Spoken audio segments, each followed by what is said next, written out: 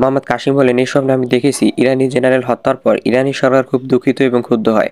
এটা আমার কাছে মনে হয় যে ইরান মধ্যপ্রাচ্যের অন্য কোনো সহযোগীদের দ্বারা সমর্থিত হচ্ছে। তারপর আমি দেখেছি যে দুটি আমেরিকান যোদ্ধা জেটগুলো আকাশে উঠছে এবং কিছু প্রতিরক্ষা ব্যায়াম অনুশীলন করছে। হঠাৎ চারটি যোদ্ধা জেট অন্যদিক থেকে উড়ে যাচ্ছে এবং আমেরিকান যোদ্ধা জেটগুলো চারদিকে ঘিরে এটিকে ধ্বংস করে। আমি এই যোদ্ধা জেটের এত কাছাকাছি ছিলাম যে আমি এই সবের সাক্ষী হই। আমি নিজেকে বললাম তারা মার্কিন যুক্তরাষ্ট্রের যোদ্ধা জেটকে ধ্বংস করেছে এবং এটি ঠিক নয়, কারণ সঠিক কৌশল ও পরিকল্পনা ছাড়াই আমেরিকার মতো একটি শক্তিশালী দেশের বিরুদ্ধে এটি করা উচিত নয়। কিছু মুসলমানরা এই সবই দেখছে মাটি থেকে, এরা খুবই খুশি হয়ে ওঠে এবং আনন্দ উদযাপনের মধ্যে স্লোগান শুরু করে, আমরা আমেরিকান যোদ্ধা জেটকে ধ্বংস করে দিয়েছি। তারপর তারা দ্বিতীয় আমেরিকান যোদ্ধা জেটগুলিকে গুলি করে হত্যা করে।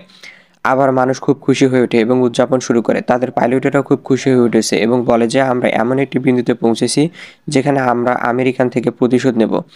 তবে অন্যদিকে মুসলিম বিশ্বের বাকিরা খুব ভয় পেয়েছে যে কি হয়েছে, এখন আমেরিকা প্রতিশোধ নেবে এবং এটি কোনো সাধারণ জিনিস নয়। তারপর আমি মধ্যপ্রাচ্যে নিজেকে খুঁজে পেলাম, যেখানে আমি পরিস্থিতি মূল্যায়ন করছি এবং মানুষের ঘরগুলো দেখছি এবং আমি নিজেকে বলেছিলাম যে এই মুহূর্তে সবকিছু ভালো মনে হচ্ছে, কিন্তু আমেরিকা যখন আক্রমণ করবে তখন এই সবই ধ্বংস হয়ে যাবে এবং জনসাধারণে এখান থেকে পালিয়ে যেতে হবে এবং বিশৃঙ্খলাটি সর্বত্র ছড়িয়ে পড়বে। তাই আমি যে কোনো ধ্বংসের আগে এই জায়গা ছেড়ে চলে যাওয়ার সিদ্ধান্ত নিয়েছি।